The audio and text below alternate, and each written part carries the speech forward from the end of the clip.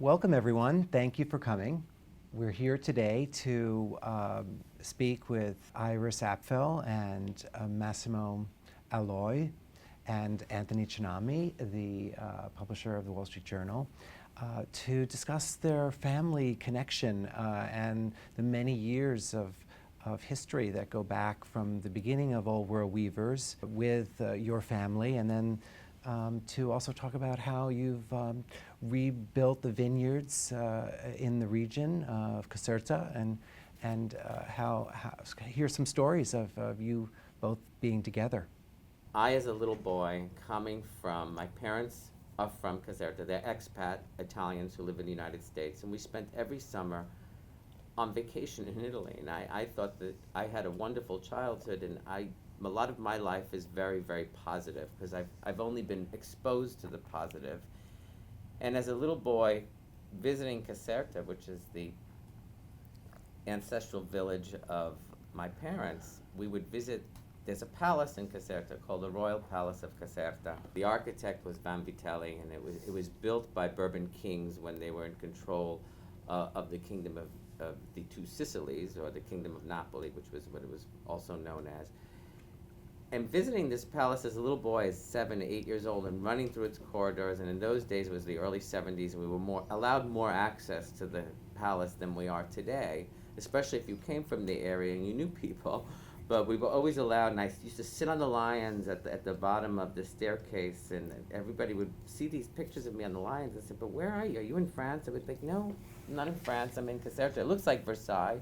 They were like, "But what are you doing with a palace like that?" And I would actually ask these questions over and over again as a little boy. My father would talk to me about how there were kings that lived here and how there were queens that lived here. And then we went up a few feet higher up a hill to an area that he was in love with because it had a beautiful view. It's called Belvedere, and it's known as San Leocho. And San Leocho is surrounded by amazing mulberry trees. And my father would explain to me that the mulberry trees would create silk, and that the people that lived there were amazing silk makers. And I'm like, "What's a silk maker?" He goes, "Well, the shirts that you have and the shirts that I have in the early 70s, silk shirts were big. Exactly. However, these are not silks that you wear. These are silks that were adorned on major palaces throughout the whole world. The people who lived here created textiles and design for very privileged, wealthy people throughout the country, which we don't have in the United States, but you see a lot of Americans who are very obsessed with royalty." And I said, "I'm one of those Americans that was obsessed with royalty." And I fell in love with this area and rediscovered it. And then about 2 years ago, I tasted a wine that I really enjoyed very much, and it came from the same village from where my parents were from, actually from the other side of the hill. And it's from a little area called Pontelatone. And I went and visited Pontelatone, and on the drive there, I was like, this is one of the most amazing drives. It was clean, it was pristine. There were Roman ruins hidden in certain areas. There was limestone and volcanic. And I knocked on the door of this vineyard, and I met Massimo Alois, and he was really, really charming. And I said, "Alois," and I looked up the name Alois, and I remember my father talking to me about them, and they were known, the townspeople would call them I Signori.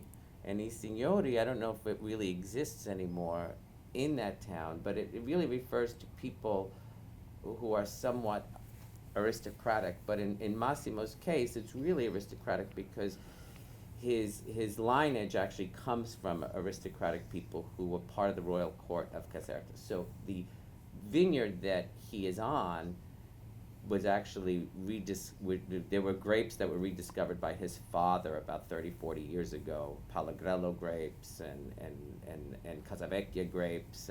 And I tasted these wines and I listened to his stories, and I was completely transported, and I very much enjoyed it because wine cannot be enjoyed just by standing and drinking wine at a cocktail. You need to eat it with food, and you need to have an experience with it. And when I met him at his vineyard, he took us down into his cantina, and in his cantina, below the ground, he had all these books that housed invoices from major American and international companies that would buy silks, and one of them was Old World Weavers. And Old World Weavers, it brought to mind, I was like, oh, Iris Apfel.